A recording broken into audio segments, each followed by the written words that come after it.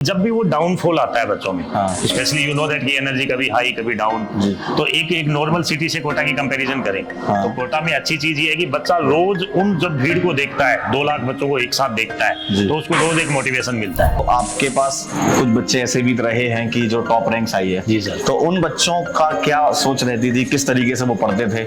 अगर वो बच्चों को पता चल जाए तो कुछ चीजें वो उसमें से पॉजिटिवली अडेप्ट कर सकते हैं। उनकी क्या हैबिट्स रही हैं उन टॉपर बच्चों की? टाइम मैनेजमेंट बहुत बड़ा क्रूशियल इस समय होता है, क्योंकि बच्चों का कुछ बैकलॉग भी होता है, कुछ करंट टॉपिक भी चल रहा है और एग्जाम भी पास में आ गया, एकदम सर पे आने वाला है एग्जाम।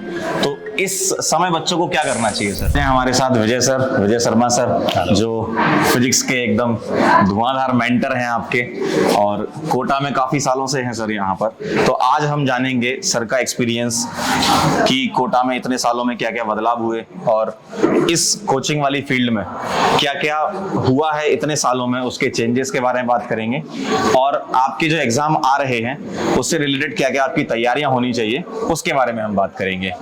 तो विजय सर, स्वागत है आपका। जी सर। सबसे पहले हम ये जानना चाहेंगे सर कि कोटा में आपका इतना साल का जो एक्सपीरियंस है वो कैसा रहा और क्या क्या चेंजेस आपने इतने सालों में देखे कोटा में? जी सर। हेलो बच्चों, जय हिंद। जैसा कि सर ने बताया, आप लोग जानते हैं सबसे बड़ी चीज जो कोटा का सर जो मैंने देखा है मेरी लाइफ में या फिर बच्चों के पॉइंट ऑफ व्यू से है, तो एक छोटे से जोन में जो बच्चों को एक कॉम्पिटिटिव माहौल मिलता है, जो सबसे प्लस पॉइंट है, क्योंकि बच्चा यहाँ पे कॉम्पिटिटिव माहौल को देख करके ही रोज अपने आप में मोटिवेट रहता है। सेकंड पॉइंट, जो यहाँ की जो फैकल्टीज है अपने पास, जो फैकल्टीज है, you can say highly experienced faculty है।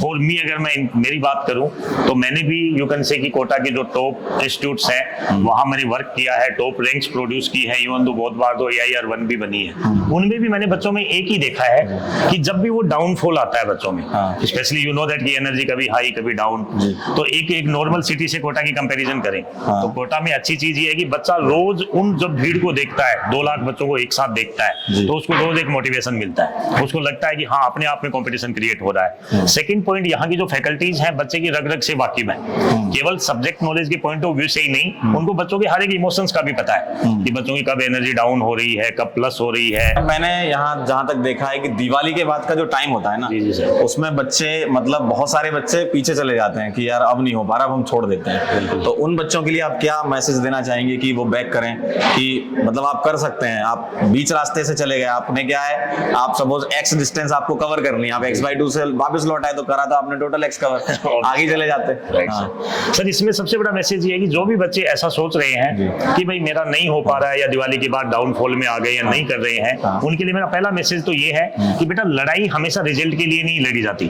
हमेशा एक विनर होता है एक लूजर होता है। अगर जो बच्चे अभी से बीच में छोड़ रहे हैं वो जिंदगी में उनका एक सिस्टम बन जाएगा कि वो जो भी काम स्टार्ट करेंगे उसको बीच में छोड़ने की आदत बन जाएगी।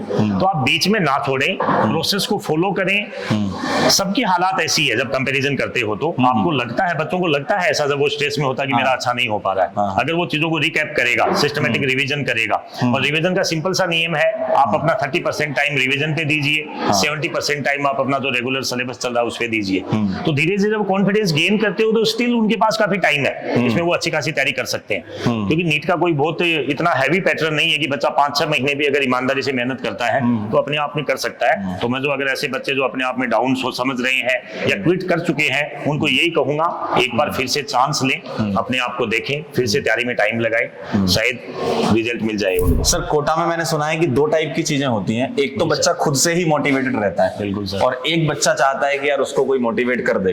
बिल्कुल। तो अब आप उसमें क्या सजेस्ट करेंगे बच्चे को कि एक सेल्फ मोटिवेशन बहुत बड़ी चीज है, बिल्कुल, कि अगर कोई बच्चा बाहर से कोटा आया है तो वो एक सपना लेकर आया है, तो डे 1 पे वो बहुत मोटिवेटेड रहता है, लेकिन धीमे धीमे वो उसका मोटिवेशन खुद का खत्म होता जाता है और उसको एक्सटर्नल मोटिवेशन की जरूरत होती है। और एक्सटर्नल मोटिवेशन जहां तक है कि बहुत एक टाइम ड्यूरेशन तक ही काम करता है, फिर उसको बार बार मोटिवेट होना पड़ता है। तो मतलब बच्चों को एक ऐसा मूल मंत्र बता दें कि वो हमेशा मोटिवेटेड रहे। हाँ नहीं, जैसा सर ने कहा, स्टार्टिंग में बच्चा आता है तो ऑब्वियसली मोटिवेटेड ही रहता है, लेकिन दीपावली के बाद में बच्चे को मोटिवेशन की जरूरत पड़ेगी, एक्सटर्नल मोटिवेशन की। और मोटिवेशन एक ही है बेटा, सबसे बड़ी चीज आप हमेशा याद करें, जब आप कोटा आए थे तो आपकी एनर्जी का लेवल क्या था, वो एनर्जी का लेवल आपको लास्ट तक मेंटेन रखना है। मतलब पहला मेरे पास बच्चा क्लास में सामने आता है, मैं हमेशा एक चीज बोलता हूँ, सिलेक्शन वो स्टूडेंट ही लेके जाता है जब कोटा में इंटर करता है, वो एनर्जी उसकी, और जिस दिन एग्जाम देने जाता है उस दिन एनर्जी उसकी एकदम उसी हाई लेवल पे है। और सबसे बड़ी चीज है, आप अपने आप को एक सक्सेसफुल की कैटेगरी में देखो, मोटिवेशन अपने आप मिलता है। कि एक डॉक्टर बनने आए हैं, आप देखिए ना कि मेरे को आने वाले 5 साल 10 साल बाद में एक अच्छा डॉक्टर बनना है, वो ऑटोमेटिक उसको मोटिवेट करेगा। और सर ये कुछ साइंटिफिक चीज भी होती है कि आप अपने आप को विनर मान लो तो आप विनर बन जाते हो। ऑब्वियस सी बात है, वो एक माइंडसेट होता है कि आप पहले से ही सोच लिए मेरा सिलेक्शन हो गया, राइट सर, मैं पढ़ रहा हूँ मेरा सिलेक्शन हो जाएगा। तो अगर ये चीज आपके अंदर आ गई तो वो हो जाता है, फिर ऐसा भी देखा गया सर। नेचर कहती है ये चीज तो पॉजिटिव टॉक है। पॉजिटिव टॉक आप अपने आप से जितनी ज्यादा करोगे आपकी तैयारी उसके प्रोपोर्शन में चलती है। सर अभी बच्चों के साथ सबसे बड़ी प्रॉब्लम जो आ रही है, जैसे बच्चे कुछ मैसेज वगैरह करते हैं कि टाइम मैनेज नहीं हो पा रहा, तो एक टाइम मैनेजमेंट बहुत बड़ा क्रूशियल इस समय होता है, क्योंकि बच्चों का कुछ बैकलॉग भी होता है, कुछ करंट टॉपिक भी चल रहा है और एग्जाम भी पास में आ गया, एकदम सर पे आने वाला एग्जाम। तो इस समय बच्चों को क्या करना चाहिए सर? देखो सर, टाइम मैनेजमेंट का एक सिंपल सा फंडा है। 6 आवर्स उनकी क्लासेस चलती हैं, 6 आवर्स के अलावा उनको 6 to 8 आवर्स सेल्फ स्टडी में डालना है। 6 to 8 आवर्स में एक सिंपल सा फंडा है, 70% टाइम उनको करंट टॉपिक पे देना है, 30% टाइम उनको रिवीजन में देना है। अब बच्चे उसमें एक गलती बच्चों की सबसे बड़ी रहती है कि वो इस टाइम भी ज्यादा करके कोशिश करते हैं थ्योरी पढ़ने में, तो एक्चुअल में ये पढ़ने के अलावा क्वेश्चन सोल्व करने का टाइम है, क्योंकि बच्चा इस टाइम पे सिस्टम से वाकिफ हो गया है, कैसे मेरे को तैयारी करनी है, जो भी उनको फैकल्टी मेंबर पढ़ा रहा है उसका लेवल क्या है पढ़ाने का।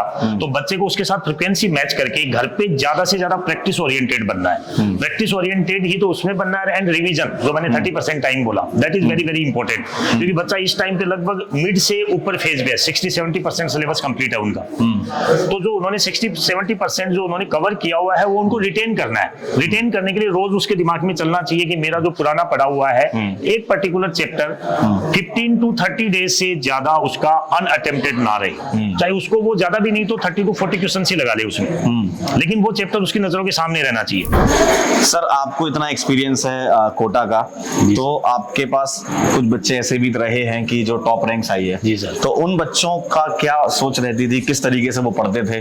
अगर वो बच्चों को पता चल जाए तो कुछ चीजें वो उसमें से पॉजिटिवली अडेप्ट कर सकते हैं, उनकी क्या हैबिट्स रही हैं उन टॉपर बच्चों की जिनको आपने पढ़ाया है? बिल्कुल, इनमें सर ज्यादा करके ये देखा है कि जो टॉपर्स बच्चे हैं, आपने जैसे कहा कि बच्चा जब स्टार्टिंग फेज में होता है, यू कैन से स्टार्ट जब करता है, उसको खुद को भी नहीं पता कि मैं टॉप आने वाला हूँ। ये जो टॉपर फेज आता है ये वेरिएशन देता है। जुलाई में कोई और बच्चे को हम टॉपर मान के बैठे होते हैं, दिवाली के बाद कोई और बच्चा दिखता है और रिजल्ट में कोई और आता है। तो एक्चुअल में इसकी कोई डेफिनेशन नहीं है, बट ये जरूर है कि एक ग्रुप होता है जिसमें हमें लगता है कि ये बच्चे हमें अच्छी रैंक्स देंगे। मान लो हम 500 बच्चे को पढ़ा रहे हैं तो उसमें अपने को 100 बच्चे लग जाते हैं या 20 बच्चे ऐसे लगते हैं जो हमें टॉप देंगे। अब उन बच्चों की सबसे बड़ी जो मैंने देखी आपने जगह कंसिस्टेंटली क्वेश्चन सॉल्विंग, पहला पार्ट है कंसिस्टेंसी से आप क्वेश्चन सोल्व करें। सेकंड पार्ट जैसा आपने कहा क्लास में जो चल रहा है उसके कवर के साथ रिवीजन कंटिन्यू रखें, और रिवीजन का पता चलने का सबसे बड़ी चीज अपना जो टेस्ट सीरीज है, कि आप टेस्ट को रेगुलर दें, और अगर आपने टेस्ट में रेगुलरली जो स्कोर मेंटेन किया है उसका एवरेज ले ले, लगभग नीट में हमें वो मिल जाता है। अच्छा, सिंपल से अगर किसी बच्चे के मान लो कि ऑन एवरेज 650 मार्क्स आ रहे हैं तो वो 650 के आसपास वहां ले आएगा, प्लस माइनस 10% का वेरिएशन है। कई बार सर बच्चों को लगता है कि मैं यहाँ नहीं, मैं एग्जाम में फोड़ दूंगा। हाँ, बच्चों को लगता है, लेकिन ऐसा होता नहीं है सर, कि मेरे यहाँ नहीं आ रहा है लेकिन मैं पेपर में दे दूंगा, पेपर में मेरे 700 नंबर आ जाएंगे। ये सर बच्चों का मानना होता है, बट एज पर पॉइंट अपने पॉइंट से हम देख रहे हैं टेस्ट में जितने नंबर आ रहे हैं उसी के आसपास आपके उसी का नंबर है। बिल्कुल, हाँ, स्पेशली ये जो लास्ट फेज में टेस्ट में जो आ रहे हैं, क्योंकि इनिशियल बच्चा भी थोड़ा सा फ्लेक्सिबल रहता है, उसको पता भी नहीं रहता पैटर्न का, लेकिन दिवाली के बाद या फिर अब जो वो टेस्ट सीरीज आगे आने वाली है कंप्लीट सिलेबस के बाद, उसका जो एवरेज है वो लगभग उसको उसमें देखने को मिलेगा। अच्छा सर, एक लास्ट मैसेज बच्चों के लिए कि इस समय एकदम फाइनल मैसेज आपकी तरफ से क्या जाना चाहिए बच्चों के लिए? बच्चों का यही है बेटा, कंसिस्टेंटली मेहनत करें। सबसे बड़ी जो जरूरी चीज है पॉजिटिव रहे, पॉजिटिव रहना एक प्लस पॉइंट है। देखो बार बार माहौल ऐसा है, किसी ने एक महान इंसान ने पूछा गया कि जिंदगी का मतलब क्या है, तो नॉर्मली लोग बोलते हैं स्ट्रगल का मतलब ही जिंदगी है, जिस दिन स्ट्रगल खत्म जिंदगी खत्म। तो अगर आप ऐसा सोचते हो कि स्ट्रगल नहीं कर रहे हैं तो आप ये मान लीजिए कि लाइफ से आप अपने आप में हार मान ली है। तो सिंपल सी बात है बेटा, कठिनाइयां जो होती है हर इंसान के सामने आती है। तो उसमें मैं एक छोटी सी 2 लाइनें बोलना चाहूंगा। जी सर।